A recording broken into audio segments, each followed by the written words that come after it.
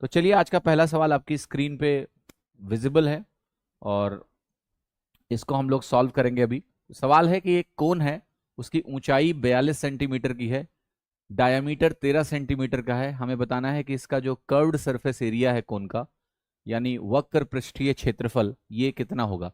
किसी भी कोन का वक्र पृष्ठीय क्षेत्रफल का फॉर्मूला क्या होता है आपको पता है, pi into r into l. ठीक है, तो मैं एक कोन ड्रॉ करूंगा यहां पर। ये आपका कोन हो गया।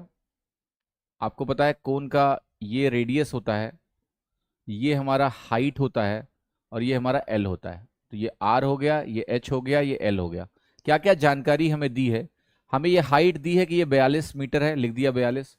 हमें डायामीटर 13 दिया है, यानी ये रेडियस हमारा साढ़े कितना हो गया, 13/2 कहेंगे, यानी 6.5 हो गया, ये भी हमें पता है। अब मुझे एल निकालना है और एल निकालने के बाद पाई आर एल निकल जाएगा। तो एल कैसे निकलेगा ये देखना। आप कहोगे एल की जो वैल्यू होगी ये होगी h square plus r square, और एच स्क्वायर की वैल्यू मुझे कितनी दी है, आप कहोगे 42 यानी 42 का स्क्वायर, और आर स्क्वायर की वैल्यू कितनी दी है, आप कहोगे 6.5 का होल स्क्वायर। अब मजेदार बात यह है कि एल निकालने में थोड़ी मेहनत है और वो मेहनत हम लोग कर लेते हैं, फिर मैं आपको थोड़ा छोटा तरीका भी बताऊंगा। तो 42 का स्क्वायर कैसे निकालते हैं, किसी भी स्क्वायर को निकालने का तरीका क्या है, उसका 25 से अंतर देखिए। 25 से अंतर देखेंगे तो 17 है, तो 17 पहले लिख दो। फिर 50 से अंतर देखोगे तो 8 का अंतर है, 8 का स्क्वायर 64, आप यहां लिख दीजिए, 42 का स्क्वायर हो गया। 6.5 का स्क्वायर कैसे करना है, जिस भी संख्या के अंत में 5 है, 5 का स्क्वायर अंत में 25 देता है, और फिर ये जो 6 है इसको इसके अगले नंबर 7 से गुणा कर देते हैं, तो ये 42 तो 25 बन जाता है।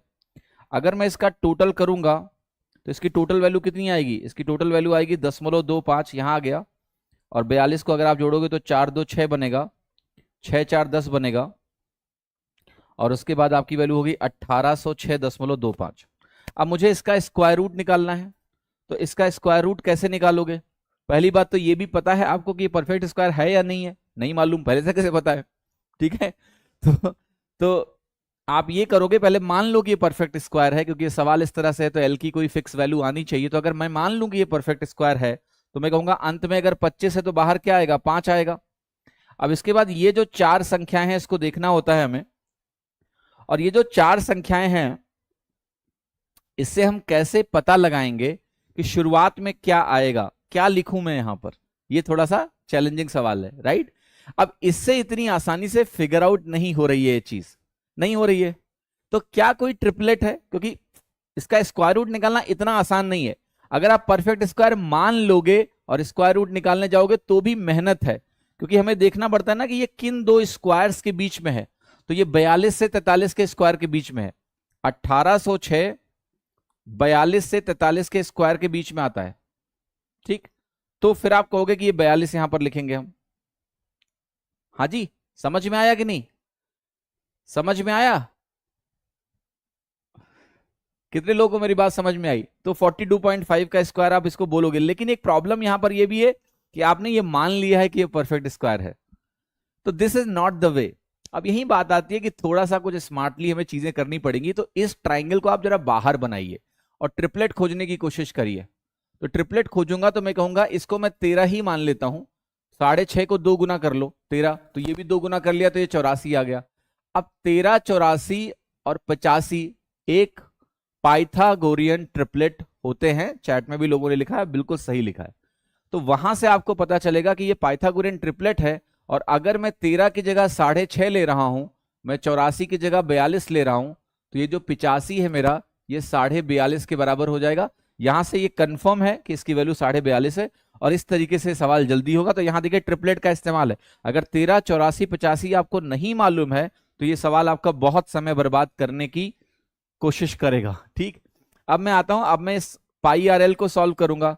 तो पाई लिखूंगा, 6.5 लिखूंगा आर, और एल की वैल्यू मेरी आ गई है 42.5, ये लिख दिया। पाई की वैल्यू हमारी है 22/7 इंटू 6.5 इंटू 42.5, ये मुझे सॉल्व करना है। 22 को मैं इससे गुणा कर लेता हूं 6.5 से, कैसे करूंगा, 22 इंटू 6 132 होता है, और 22 इंटू 0.5 यानी आधा 11 होगा। तो 132 और 11 143 बन गया, 143/7 इंटू 42.5 ये करना है।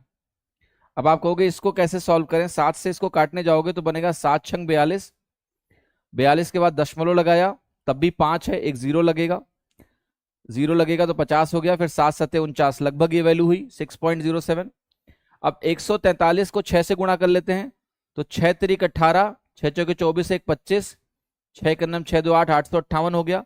फिर 143 को अगर आप 0.07 से गुणा करेंगे तो क्या मिलेगा, देखिए 7 तिरिक 21, 7 चौक 28 और 2 30, 7 के नम 7 और 3 10, ये मिला, दशमलव यहां लगेगा तो ये वैल्यू 10.01 के बराबर हो गई।